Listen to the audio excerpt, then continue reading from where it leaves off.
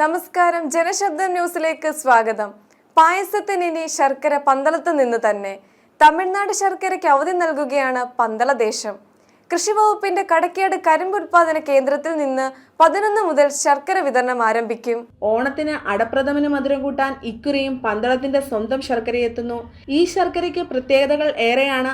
ഫാമിന്റെ കൃഷിസ്ഥലത്ത് നല്ല ഇനം കരിമ്പ് നട്ടു വളർത്തി പരിപാലിച്ച് വിളവെത്തുമ്പോൾ വെട്ടി നീരെടുത്താണ് ശർക്കര തയ്യാറാക്കുന്നത്.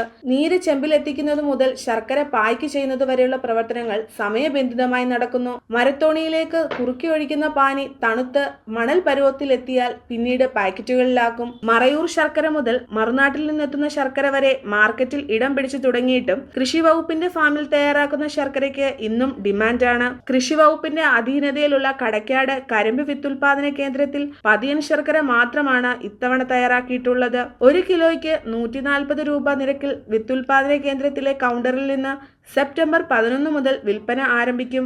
11 ഏക്കറിലാണ് ഇത്തവണ കരിമ്പ് കൃഷി നടത്തിയത്. പന്നിശല്യം രൂക്ഷമായതിനാലും കടുത്ത വേനലിന് ശേഷമുണ്ടായ ഇടവിട്ടുള്ള മഴയും ഉൽപാദനത്തെ കാര്യമായി ബാധിച്ചിട്ടുണ്ട്. ഈ ഓണക്കാലത്ത് 2.5 ടൺ ശർക്കര ഉൽപാദനമാണ് പ്രതീക്ഷിക്കുന്നത്. കരിമ്പ് വിത്തുൽപാദന കേന്ദ്രത്തിലെ ഫില്ലിംഗ് മെഷീന്റെ സഹായത്തോടെയാണ് ശർക്കര പാക്കറ്റുകളിലാക്കുന്ന ജോലികൾ പൂർത്തിയാകുന്നത്. മായം ചേരാതെ ശുദ്ധമായി തയ്യാറാക്കുന്നതിനാൽ പന്തളം ശർക്കരയ്ക്ക് വിപണിയിൽ പ്രിയമേറെയാണ്. 1 ടൺ കരിമ്പിൽ നിന്നും 500 ലിറ്റർ ജ്യൂസാണ് തയ്യാറാക്കുക. ഇതിൽ നിന്ന് 60 മുതൽ 65 കിലോ വരെ ശർക്കര തയ്യാറാക്കാൻ കഴിയും. കരിമ്പിൻ ചണ്ടി ശർക്കര നിർമ്മാണത്തിന് ആവശ്യമായ വിറകിനോടൊപ്പം ഇന്ധനമായി ഉപയോഗപ്പെടുത്തുന്നു. തമിഴ്നാട്ടിൽ നിന്നുള്ള പരിചയസമ്പന്നരായ തൊഴിലാളികളെ കരാർ വ്യവസ്ഥയിൽ നിയമിച്ചാണ് ശർക്കര തയ്യാറാക്കുന്നതെന്ന് പന്തളം ഫാമിലെ കൃഷി ഓഫീസർ US അർച്ചന പറഞ്ഞു.